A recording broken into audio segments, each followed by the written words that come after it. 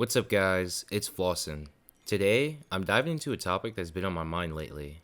Yanagi, and whether or not I should skip her banner. I know she's the talk of the town right now, and I'll be honest, I'm definitely tempted, but I've been weighing my options and really trying to make smart decisions with my polls. So I'm leaning towards possibly skipping her, and I wanted to share my thought process on why I might take this route. If this video ends up helping you out, don't forget to drop a like down below. It's completely free and lets me know that you enjoy this type of content. Now, with formalities out of the way, let's talk games. So, as some of you know, I've been having a blast recently with my Mono Fire team featuring Bernice. I was lucky enough to win my 50-50 on her, and she's been a ton of fun. Even though I don't have her signature engine, Weeping Gemini has been doing wonders for her. It's a reliable choice, and the consistency it brings has allowed me to clear some tough content pretty easily. I will chat about W engines later, but for now, let's talk about why I'm considering skipping Yanagi, my thoughts on Lighter, and what that might mean for my future plans in Zenless. So, Yanagi. Why am I thinking of skipping her banner? Well, while she'll likely bring some interesting mechanics and synergies to the table, I'm not too sure if she aligns with my current team needs. I know I said previously that I'll be pulling her regardless of having Grace, but after a couple weeks of thinking, I honestly believe that's the wrong choice. Right now, I already have Grace mid to high investment, and of course as you know, she's the go-to electric anomaly agent at the moment, and Yanagi would essentially fill in a similar role for me. Adding another electric anomaly to my roster doesn't feel like the best choice for me at the moment, especially since I'm trying to diversify my elemental coverage. That's not to say that Yanagi isn't a strong option though. I'm sure she'll come out with a great mechanic that'll probably best Grace, or maybe she'll be more disordered focused. But at this stage, I think focusing on rounding out my account seems more valuable than stacking multiple characters of the same type. I'd rather invest in other elements that I'm lacking, or characters that could bring more utility to my teams. Speaking of diversifying, I've been having a lot of success with my Mono Fire team lately. While playing with them and experimenting with different strategies, I had a bit of an epiphany while clearing the new Shi defense. I also had one in the shower yesterday afternoon. Don't ask me why. But it did make me realize something. I really like Soldier 11. Now, I know that probably sounds odd, especially since we're talking about Yanagi, and it's no secret that I'm a huge fan of Soldier as a character. I talk about her a lot in my videos, and she's even the featured character on my banner for YouTube. But this realization was on a whole nother level. What it really made me realize is that I enjoy playing Soldier 11 to the point where I'd be willing to pull any agent, any W engine, or farm any disk drive just to squeeze out every bit of damage for her. The thing I like about Soldier 11 too is her versatile playstyle. Unlike other characters like Ellen or Jane, Soldier 11 can always keep uptime on her damage potential. Ellen Jo, for instance, needs to build up stacks to do ice damage, and Jane Doe needs to build up her passion stream to increase her anomaly buildup rate. Soldier 11 though, she pretty much bypasses all of that. Just by timing her attacks, you can always get the most damage out of Soldier, no matter the situation. That flexibility is something I've come to appreciate as I've gone deeper into the game. So even though Bernice does fit alongside Jane well, I've still found myself pairing her with Soldier 11 more, just because of how much I enjoy their pairing. And yeah, I'll admit, Bernice is 10 times better with Jane than she is with Soldier. But even then, I'm still more inclined to optimize Soldier 11's gameplay, even if that means I'm not always picking the right agents to maximize her potential.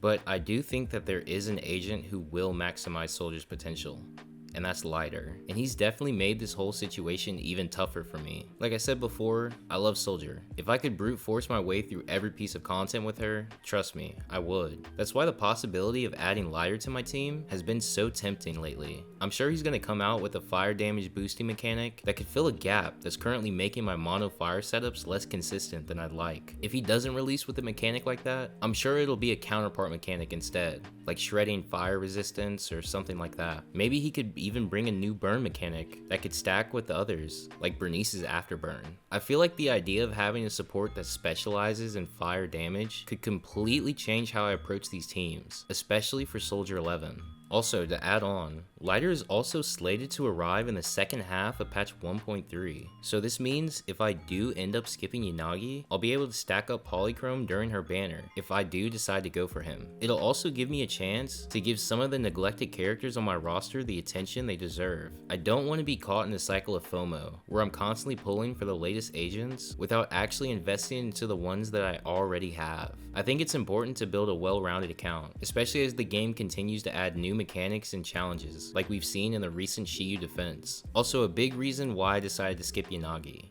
W engines. One of the main reasons why I wanted to talk about skipping Yanagi is also about the investment of their limited W engine. As I've started to grow my anomaly roster, I've recently noticed that there aren't a lot of options when it comes to W engines for a free-to-play player. Now don't get me wrong, Weeping Gemini has been great for Bernice, but as my roster continues to expand, it's becoming clear that these engines are more general and not very niche. Now again, the engines that we do get are solid alternatives, and the damage difference between these and a limited W engine aren't too drastic. However, I am starting to feel the pinch, and there's just not enough polychrome for me to keep up. With my engine banner being guaranteed after losing to Weeping Cradle, I'm really itching to grab a limited agent's W engine down the line, ideally paired with the corresponding agent. Since at the moment I wouldn't even have guaranteed pulls for Yanagi, it has me thinking way ahead in the future.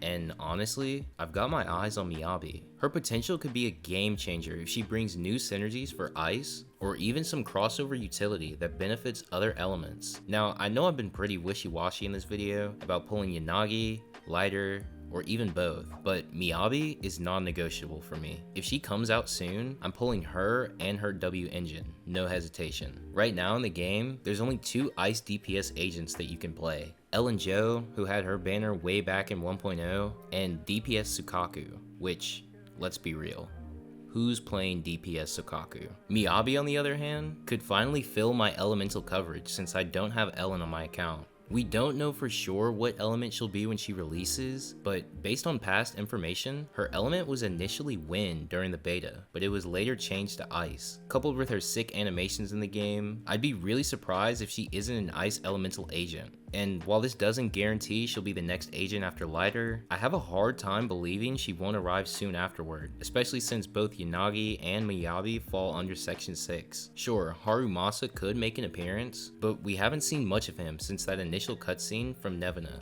And I'll be honest, I know that by choosing this path, I might miss out on some serious optimal anomaly team setups. I won't have the quote-unquote best team whenever Yanagi releases, but I'm honestly okay with that. I think it's kind of easy to get caught up in trying to be the most efficient or most optimal, but there's definitely a line when it comes to certain enjoyment of characters. If I have to sacrifice an optimal performance to chase after a character I really want, then so be it. I know I talk about optimizing a lot, but I still think the enjoyment of the character should come first, no question.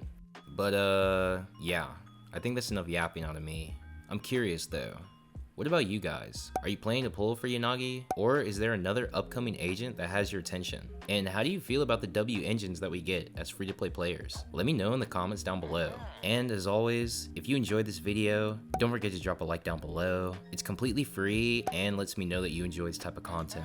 Until next time though, happy gaming, and may your pulls be ever in your favor.